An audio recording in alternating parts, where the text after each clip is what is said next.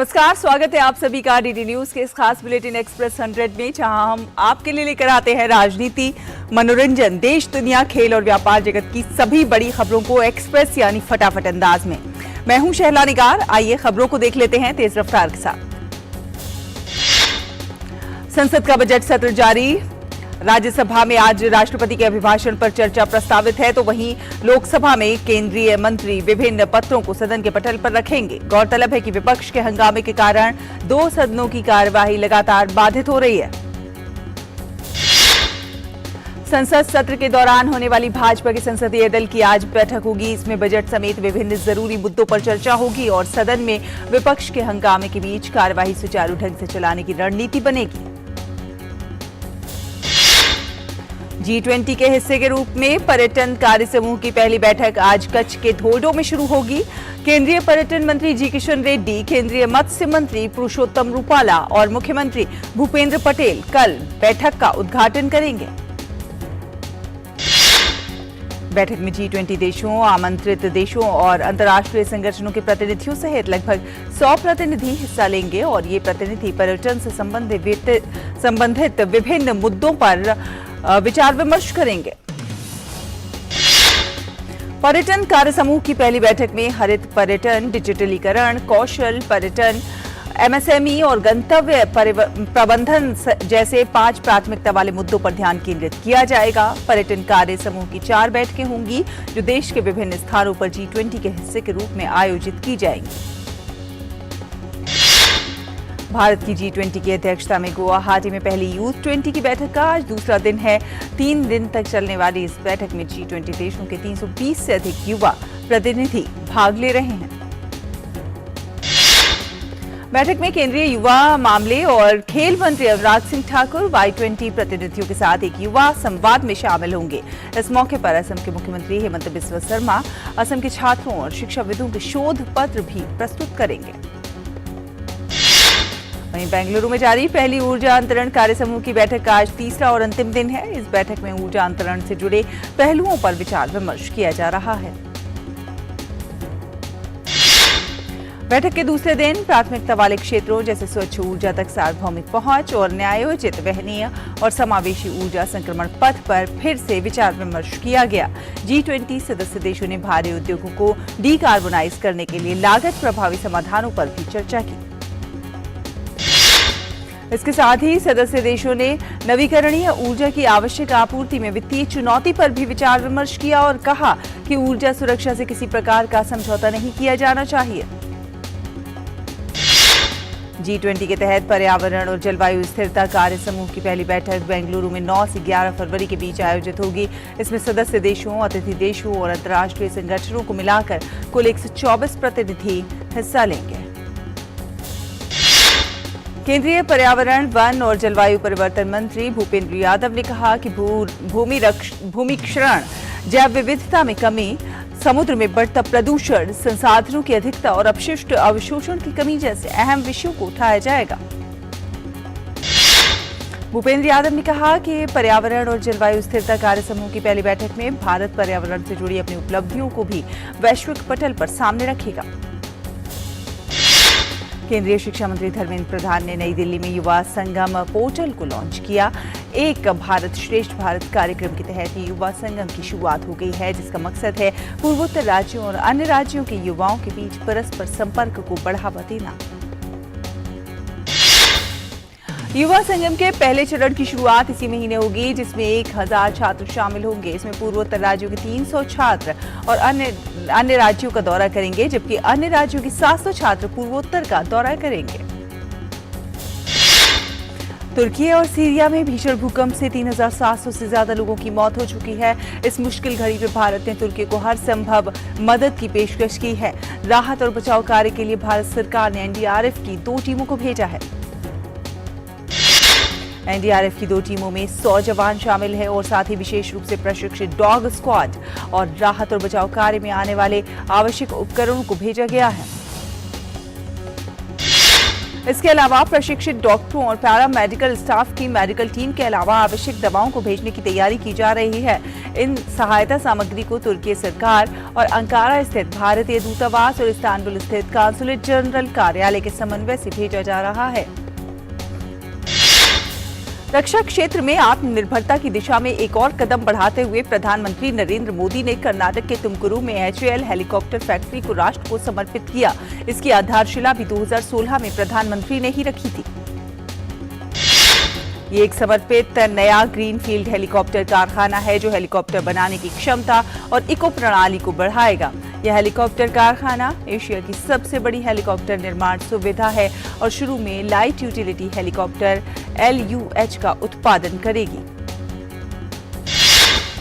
LUH की design पूरी तरह से स्वदेशी है। ये एक विकसित 3 टन वर्ग एकल इंजन बहुउद्देशीय हेलीकॉप्टर है जिसमें उच्च कार्यशीलता की अनोखी विशेषताएं मौजूद हैं। इस मौके पर पीएम मोदी ने HAL को लेकर पूर्व में की गई राजनीति पर तीखा प्रहार किया। उन्होंने कहा कि झूठ कितना ही बड़ा क्यों न हो, सच के आगे एक दिन हारता जरूर है। प्रधानमंत्री ने तुमकुरु में औद्योगिक टाउनशिप की आधारशिला रखी। राष्ट्रीय औद्योगिक गलियारा विकास कार्यक्रम के अंतर्गत तुमकुरु में 3 चरणों में 8,484 एकड़ में फैली औद्योगिक टाउनशिप के विकास का काम चेन्नई बेंगलुरु औद्योगिक गलियारे के भाग के रूप में शुरू किया गया है। प्रधानमंत्री ने तुमकुरु में तिपटूर और चिक्कनायकनहल्ली में 2 जल जीवन मिशन परियोजनाओं की आधारशिला रखी। तिपटूर बहुग्राम पेयजल आपूर्ति परियोजना 430 करोड़ रुपए से अधिक की लागत से बनाई जाएगी। चिक्कनायकनहल्ली तालुक की 147 बस्तियों के लिए बहुग्राम जल आपूर्ति योजना लगभग 115 करोड़ रुपए की लागत से बनाई जाएगी। केंद्रीय बजट का जिक्र करते हुए पीएम मोदी ने इसे किसानों, युवाओं, महिलाओं और मध्यम वर्ग का हितैषी बताया। उन्होंने कहा कि जब भारत अपनी आजादी के 100 वर्ष मनाएगा, उस सशक्त भारत की नींव इस बार के बजट ने और मजबूत की है। कनाडा की विदेश मंत्री मेलानी जोली ने कल नई दिल्ली में विदेश मंत्री डॉक्टर S जयशंकर से मुलाकात की। दोनों नेताओं के बीच आपसी हितों के मुद्दों पर बातचीत हुई। मेघालय में विधानसभा चुनाव के लिए नामांकन भरने का आज अंतिम दिन है। कल नामांकन पत्रों की जांच की जाएगी और 10 तारीख तक नाम वापस लिए जा सकेंगे।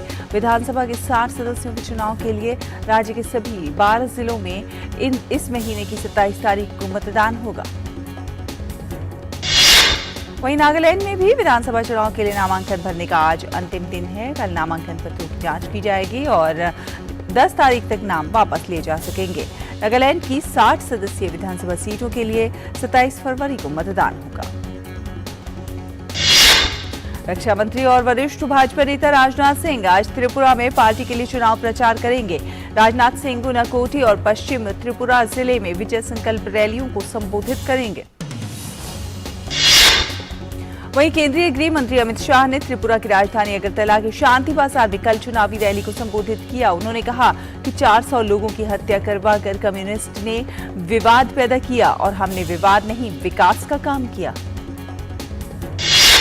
अमित शाह ने आगे कहा कि पीएम ने जो हीरा का मंत्र दिया है, यानी कि हाईवे, इंटरनेट, रेलवे, एयरपोर्ट, उसके आधार पर त्रिपुरा को विकसित करने का काम भाजपा ने किया है। केंद्रीय गृह मंत्री अमित शाह ने त्रिपुरा की खोवाई में जनसभा को संबोधित किया। उन्होंने कहा कि कांग्रेस और कम्युनिस्ट इकट्ठा होकर फिर से त्रिपुरा को तबाह करने के लिए निकले हैं। कम्युनिस्ट शासन अपराधियों का शासन था और कांग्रेस का शासन भ्रष्ट शासन था। नई हज नीति के अंतर्गत पहली बार हज पैकेज की लागत में 50,000 रुपए की कमी की गई है। अल्पसंख्यक मामलों के मंत्रालय ने एक ट्वीट में कहा है कि नई हज नीति से हज पर जाने वालों को वित्तीय राहत मिलेगी। मंत्रालय ने कहा है कि नई नीति के अंतर्गत हज यात्रियों से कोई आवेदन शुल्क नहीं लिया जाएगा तथा महिलाओं, बच्चों, दिव्यांगजनों और बुजुर्गों के लिए विशेष व्यवस्था की जाएगी।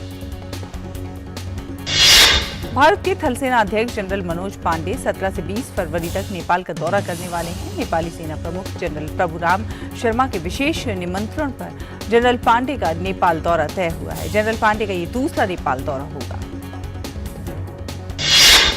मद्रास उच्च न्यायालय में वकील लक्ष्मण चंद्रा विक्टोरिया गौरी की न्यायाधीश के तौर पर नियुक्ति को चुनौती देने वाली याचिका पर सुप्रीम कोर्ट आज सुनवाई करेगा। Supreme Court Agusta Westland helicopter घोटाले में कथित बिचौलिए क्रिश्चियन मिशेल जेम्स की जमानत याचिका पर सुनवाई करेगा। जेम्स के खिलाफ सीबीआई और ईडी ने अलग अलग मामले दर्ज किए हैं। उत्तराखंड के हल्द्वानी में रेलवे की 29 एकड़ जमीन से अतिक्रमण हटाने से जुड़े मामले में आज सुप्रीम कोर्ट सुनवाई करेगा। मेघालय उच्च न्यायालय राज्य में अवैध कोयला खनन से संबंधित मामले की सुनवाई करेगा। राष्ट्रीय नाट्य विद्यालय द्वारा आयोजित 22वां भारत रंग महोत्सव 14 फरवरी से शुरू होगा। दिल्ली समेत देश के 10 शहरों में आयोजित होने वाले इस महोत्सव में 80 नाटकों का मंचन किया जाएगा। इसमें दिल्ली, नासिक, जयपुर, राजमुंद्री, भोपाल, जम्मू, श्रीनगर, गुवाहाटी, रांची और केवड़िया शामिल हैं। ये नाट्य उत्सव 26 फरवरी तक चलेगा। राष्ट्रीय जांच एजेंसी एनआईए ने पॉपुलर फ्रंट ऑफ इंडिया के मामले में बिहार के फुलवारी शरीफ इलाके से 7 आरोपियों को गिरफ्तार किया है। एनआईए ने कहा है कि संदिग्ध सांप्रदायिक नफरत फैलाने के लिए पीएफआई की आपराधिक साजिश में सक्रिय रूप से भूमिका पाई गई है। इसमें कहा गया है कि मुजफ्फरपुर जिले में आरोपियों में से एक के घर से पीएफआई का छपा हुआ बैनर और अन्य अवैध हथियार बरामद किए गए हैं। रेलवे ने जारी किए माल ढुलाई से संबंधित ताजा आंकड़े। वित्तीय वर्ष 2022-23 में जनवरी 2023 तक रेलवे ने माल ढुलाई से 1,35,000 करोड़ रुपए की कमाई की। रेलवे ने पिछले वर्ष की इसी अवधि की तुलना में माल ढुलाई से आय में की 16% की वृद्धि। रेलवे ने पिछले साल इसी अवधि में की थी 1,17,000 करोड़ रुपए की कमाई। रेलवे ने जनवरी 2023 में 13% की वृद्धि के साथ माल ढुलाई से किया 14,900 करोड़ रुपए का राजस्व प्राप्त। जनवरी 2022 में रेलवे को माल ढुलाई से रेलवे को हुई थी 13,172 करोड़ की कमाई। श्रम एवं रोजगार मंत्रालय के एक राष्ट्रीय स्तर के सर्वेक्षण के तहत प्रधानमंत्री मुद्रा योजना के अंतर्गत हुआ बड़े स्तर पर रोजगार का सृजन। इस योजना की मदद से 2015 से 2018 तक करीब 1 करोड़ 12 लाख रोजगार पैदा हुए।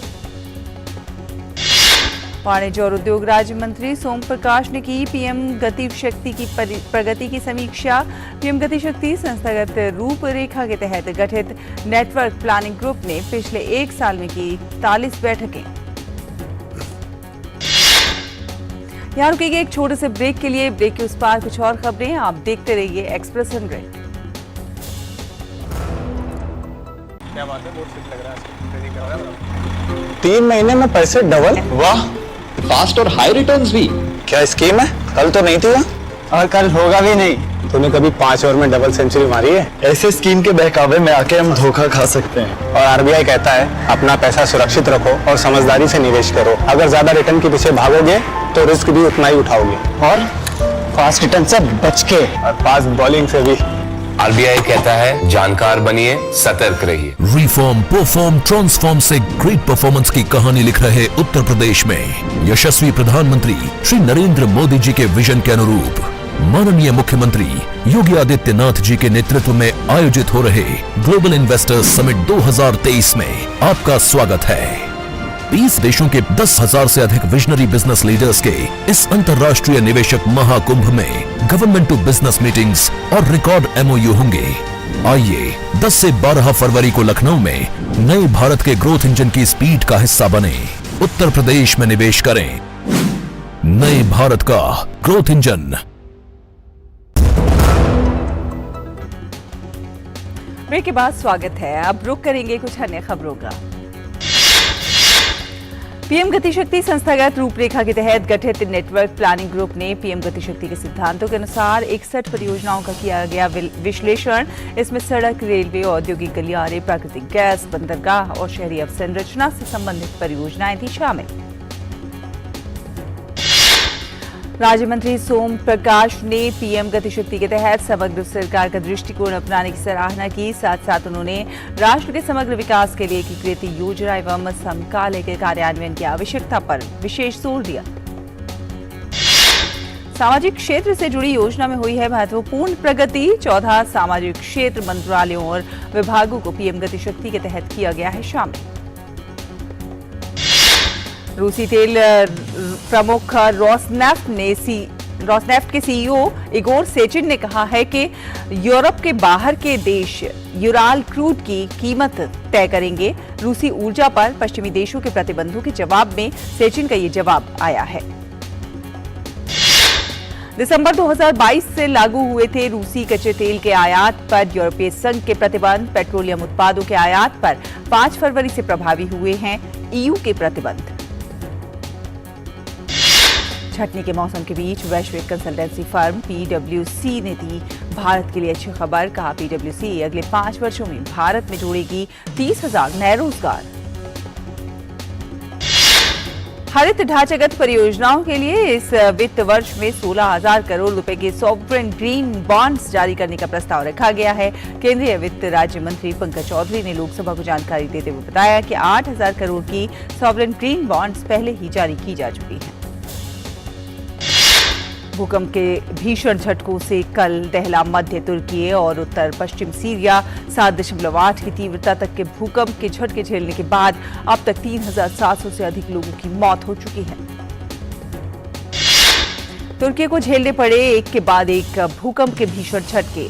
पहले झटके के बाद 7.7 और 7.6 तीव्रता के 2 और भूकंप के झटकों ने तुर्की के हालात और ज्यादा खराब कर दिए। तुर्की में भूकंप से मृतकों की संख्या बढ़कर हुई 2,300 के पार। कठिन मौसम के कारण बचाव कार्य में आ रही है बाधा। तुर्की में ठंड के मौसम में बड़ी संख्या में लोगों के बेघर होने से हालात बेहद खराब हो गए हैं। भूकंप की वजह से हजारों की संख्या में लोग घायल हुए हैं। तुर्की ने झेला इस सदी की सबसे भयानक भूकंप। ठंड के मौसम में बेघरों और मलबे में दबे हुए लोगों की स्थिति बिगड़ रही है। तुर्की के दक्षिण में खराब इंटरनेट कनेक्शन, क्षतिग्रस्त सड़कों की वजह से राहत और बचाव कार्य हुआ प्रभावित। कुछ इलाकों में रात में तापमान 0 से भी नीचे जाने की आशंका। तुर्की के पड़ोसी देश सीरिया में भी देखने को मिली भूकंप की भारी तबाही। सीरिया में भूकंप से मरने वालों का आंकड़ा पहुंचा 1,400 के पार। सीरिया में भी हजारों की संख्या में लोग हुए घायल। इमारतों और बुनियादी ढांचे को नुकसान से बड़ी संख्या में लोग हुए बेघर। तुर्की को भूकंप के बाद विदेशों से मिल रही है मदद। कोलोन से जर्मनी का अंतर्राष्ट्रीय खोज एवं बचाव दल तुर्की के गाजिएंटेप के लिए हुआ रवाना। जर्मनी के बचाव दल में 7 खोजी कुत्ते भी शामिल। ये बचाव दल तुर्की के अधिकारियों की मदद से काम में जुटेगा। अमेरिकी विदेश मंत्री एंटनी ब्लिंकन ने तुर्की के विदेश मंत्री मेवलुत कावुसोग्लू से फोन पर भूकंप से हुए नुकसान के बारे में बातचीत की। विदेश विभाग के प्रवक्ता नेड प्राइस ने कहा कि अमेरिका, तुर्की और सीरिया दोनों देशों को उपलब्ध संसाधन मुहैया कराने के लिए है तैयार। व्हाइट हाउस ने जानकारी दी कि अमेरिकी राष्ट्रपति जो बाइडेन जल्द ही भीषण भूकंप के सिलसिले में तुर्की के राष्ट्रपति रजब तैयब एर्दोआन से करेंगे बातचीत। तुर्की को मदद मुहैया कराने के शीर्ष अमेरिकी नेता के बातचीत के बाद बाइडेन भी तुर्की समकक्ष से बातचीत करेंगे। इराक ने भी भूकंप प्रभावित तुर्की में नागरिक सुरक्षा टीमों को भेजा है। सीरिया की मदद के लिए इराक ने आपातकालीन सहायता सामग्री को 2 विमान भेजे हैं। इराक ने और मदद भेजने का आह्वान किया है। यूक्रेन के राष्ट्रपति वोलोदिमीर ज़ेलेंस्की ने कहा है कि यूक्रेन की सेना रूस की सेना द्वारा बखमुत को चारों तरफ से घेरने का प्रयास का जवाब दे रही है। उन्होंने कहा कि इस इलाके के बड़े हिस्से में रविवार को आग लगने के बाद बिजली गुल हो गई है। नेपाल में रविवार को राष्ट्रीय स्वतंत्र पार्टी की सरकार छोड़ने के फैसले के बाद प्रधानमंत्री पुष्पकमल दहल प्रचंड को 2 मंत्रालयों का प्रभार सौंपा गया है। श्रम, नियोजन और सामाजिक सुरक्षा मंत्रालय और शिक्षा, विज्ञान और प्रौद्योगिकी मंत्रालय का मिला है प्रभार। दक्षिण अमेरिकी देश पेरू के दक्षिणी इलाके में भूस्खलन से कम 15 लोगों की मौत, कई लोग अभी भी लापता। पेरू में भूस्खलन के कारण 1,000 से ज्यादा लोग प्रभावित। पेरू की राष्ट्रीय आपातकालीन संचालन केंद्र ने 14 प्रांतों के 268 इलाकों में भूस्खलन और बाढ़ का अलर्ट किया जारी। ऑस्ट्रेलिया T20 कप्तान एरोन फिंच ने अंतर्राष्ट्रीय क्रिकेट से संन्यास लेने की घोषणा की है। फिंच ने 2011 में अंतर्राष्ट्रीय T20 की शुरुआत की थी और ऑस्ट्रेलिया के लिए तीनों प्रारूप खेले। फिंच ने 76 T20 मैचों में ऑस्ट्रेलिया की कप्तानी की है। फिंच ने ऑस्ट्रेलिया के लिए 254 मैच खेले हैं, जिसमें 146 वनडे, 103 T20 और 5 टेस्ट शामिल हैं। उनके नेतृत्व में ऑस्ट्रेलिया ने 2021 में पहली बार T20 विश्व कप का खिताब जीता था। महिला प्रीमियर लीग का बहुप्रतीक्षित शुरुआती सीजन 4 से 26 मार्च तक मुंबई में खेला जाएगा। बेरबॉर्न स्टेडियम और DY पाटिल स्टेडियम टूर्नामेंट के सभी मैचों की मेजबानी करेंगे। लीग में कुल 22 मैच खेले जाएंगे और तालिका में शीर्ष पर रहने वाली टीम फाइनल के लिए क्वालिफाई करेगी। दूसरे और तीसरे स्थान की टीम के बीच खिताबी मुकाबले में जगह बनाने के लिए नॉकआउट मैच होगा। ढाका में सैफ अंडर 20 महिला फुटबॉल चैंपियनशिप में आज भारत का सामना नेपाल से होगा। खेलो इंडिया यूथ गेम्स में तमिलनाडु के एल धनुष ने भारोत्तोलन में पुरुषों के 49 किलो वर्ग में एक नया राष्ट्रीय यूथ रिकॉर्ड बनाया है। धनुष ने स्नैच में 84 किलो और क्लीन एंड जर्क में 108 किलो के साथ कुल 192 किलो का वजन उठाया। भारत के पूर्व मुख्य कोच रवि शास्त्री का मानना है कि भारत और ऑस्ट्रेलिया के बीच 4 टेस्ट मैचों की सीरीज के पहले मुकाबले में सूर्य कुमार यादव को खेलने का मौका मिलना चाहिए। भारत के खिलाफ 9 फरवरी से शुरू होने वाले पहले टेस्ट मैच से पहले ऑस्ट्रेलियाई क्रिकेट खिलाड़ी सोमवार को नागपुर पहुंचे। वेस्टइंडीज और जिम्बाब्वे के बीच खेले जा रहे पहले टेस्ट में कैरिबियाई टीम ने अपनी पहली पारी 6 विकेट के नुकसान पर 447 रन बनाकर घोषित की। वेस्टइंडीज की सलामी जोड़ी ने पहले विकेट के लिए रिकॉर्ड 336 रन जोड़े। वेस्टइंडीज की ओर से तेग नारायण चंद्रपाल ने दोहरा शतक लगाया, जबकि कप्तान क्रेग ब्रैथवेट जिम्बाब्वे के खिलाफ शतक लगाने में कामयाबी पाई। ये दोनों बल्लेबाज वेस्टइंडीज के लिए 300 या फिर उससे अधिक रनों की टेस्ट पार्टनरशिप करने वाली पहली ओपनिंग जोड़ी बने। मैनचेस्टर सिटी पर कथित रूप से वित्तीय नियमों का उल्लंघन करने का आरोप लगा है। प्रीमियर लीग ने आरोप लगाया है कि मैनचेस्टर सिटी पर लीग के नियमों के मुताबिक अगर आरोप साबित हो जाते हैं तो क्लब को प्रीमियर लीग से बाहर किया जा सकता है। कतर ने 2026 विश्व कप के अंत तक ईरान के पूर्व बॉस कार्लोस क्वेरोज को प्रबंधक के रूप में नियुक्त किया है। ब्रिटेन के पूर्व 2 बार के विश्व हैवीवेट चैंपियन एंथोनी जोशुआ 1 अप्रैल को अमेरिकी जर्मन फ्रैंकलिन के खिलाफ अपनी रिंग में वापसी करेंगे। अंडर 20 महिला फुटबॉल चैंपियनशिप में भारतीय टीम फिलहाल पॉइंट्स टेबल में टॉप पर है। पिछले मैच में भारत को बांग्लादेश ने ड्रॉ पर रोक दिया था। 9 फरवरी को ग्रुप की शीर्ष 2 टीमें खिताब का फाइनल मुकाबला खेलेगी। शाहरुख खान की फिल्म पठान की धमाकेदार कमाई जारी है। विदेशों में पठान की कमाई पहुंची 300 करोड़ के पार। 24 फरवरी को चीन में रिलीज होगी श्रीदेवी की फिल्म इंग्लिश विंग्लिश। 2012 में आई थी film English Vinglish. Bollywood couple Siddharth और कियारा आडवाणी आज शादी के बंधन में बंधेंगे। ये शादी सूर्यगढ़ पैलेस में होगी, जो भारत की टॉप वेडिंग डेस्टिनेशन में से एक है। नीरज पांडे की फिल्म औरों में कहां दम था की शूटिंग हुई शुरू। अजय देवगन, तब्बू और जिमी शेरगिल आएंगे फिल्म में नजर। डायरेक्टर मनीष शर्मा के निर्देशन में बन रही फिल्म टाइगर 3 दिवाली पर आ रही है। फिल्म में सलमान खान और कटरीना कैफ आएंगे नजर। शाहरुख का भी हो सकता है फिल्म में कैमियो। अमेरिकी गायिका ट्रेलर स्विफ्ट ने ग्रैमी अवार्ड्स में All Too Well the Short Film के लिए सर्वश्रेष्ठ संगीत वीडियो का अवार्ड जीता। स्विफ्ट ने इस अवार्ड के लिए एडेल, BTS, जोडा कैट, हैरी स्टाइल्स और केंड्रिक लैमर को पीछे छोड़ा। बेंगलुरु के रहने वाले संगीतकार रिकी केज ने जीता अपना तीसरा ग्रैमी अवार्ड। रिकी को उनकी एल्बम डिवाइन टाइडस के लिए इस अवार्ड से किया गया सम्मानित। बॉलीवुड अभिनेता जैकी श्रॉफ दक्षिण भारतीय फिल्मों के सुपरस्टार रजनीकांत के साथ फिल्म जेलर में आएंगे नजर। नेल्सन दिलीप कुमार के निर्देशन में बन रही जेलर है एक action film. South superstar Thalapathy Vijay और त्रिशा कृष्णन की अपकमिंग फिल्म लियो का हुआ ऐलान।